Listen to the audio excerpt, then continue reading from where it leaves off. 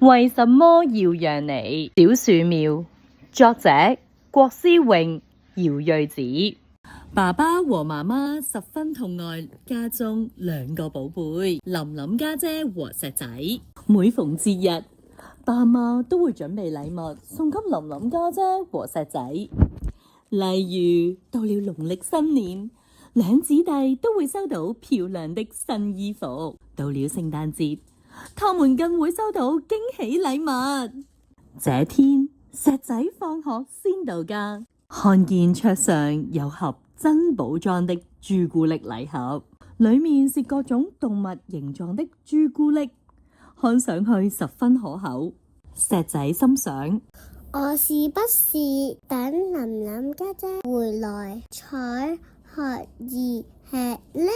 同時間，石仔內心冷不防地出現了另一把聲音：要和琳琳家姐分享這麼美味的朱古力，多麼可惜啊！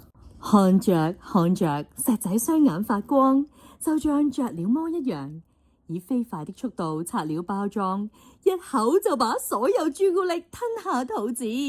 真好吃啊！快樂哦！這個時候，琳琳家姐帶着2件蛋糕回到家，一打開門就說：你快去洗手！你看我帶了什麼好東西回來，你先選你喜歡的口味吧。只見石仔雙手和嘴巴都是朱古力的痕跡，一張張包裝紙散落在桌子上，一塊朱古力都沒有剩下來。姐姐，你回來了。琳琳家姐十分生氣，她放下了手中的蛋糕，自己跑進房間去。石仔也不知所措地哭了起來。姐姐，媽媽回到家後，石仔將事情告訴了媽媽。媽媽說：我家姐一定十分難過，因為琳琳家姐記住了石仔，好似石仔忘記了姐姐。在媽媽的引導下，石仔向琳琳家姐道歉，姐姐最後也原諒了石仔。姐姐，對不起，我哋一起吃蛋糕吧。第二天，石仔將老師獎給他的檸檬糖和可樂糖小心翼翼地放在食物盒裏，準備回家與琳琳家姐一起分享。石仔，你不吃嗎？要與姐姐分享。他心想：雖然我喜歡吃糖，但係我更喜歡姐姐。姐姐，我哋一起吃糖吧。呢個故事係同我哋講，要意味着要先考慮他人，放棄一些自己心愛的東西，係一個禮讓同埋分享嘅慷慨嘅行為。小朋友之間相處時間長，例如孩子希望獨佔父母嘅時間，參與遊戲時先後次序，玩玩具、睇電視嘅機會等。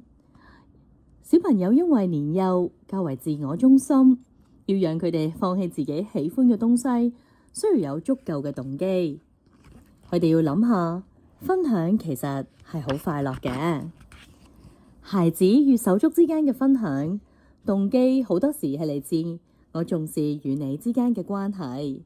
姐姐同你分享蛋糕，其實係因為心入面記住了石仔。換句話講，我喜歡你，我想你快樂，所以我同你分享。同時，孩子也會感到快樂。雖然我喜歡吃糖，但係我更加喜歡姐姐啊！溫馨嘅家庭時間，一家人一起活動同埋遊戲，會增進親子之間嘅感情。此時，父母可以建立起親子間輪流互換嘅概念，例如輪流決定食乜嘢好呢？輪流決定玩乜嘢呢？輪流決定去邊度玩呢？決定人係邊個呢？咁樣就令到孩子覺得公平對待，又可以灌輸互相遷就、尊重同埋等待嘅概念啦。喺家庭活動入面，父母亦都可以強調互相合作嘅好處同埋樂趣，例如可以一齊準備食物，一齊砌模型，發掘孩子各大嘅長處，同埋大家互相幫助。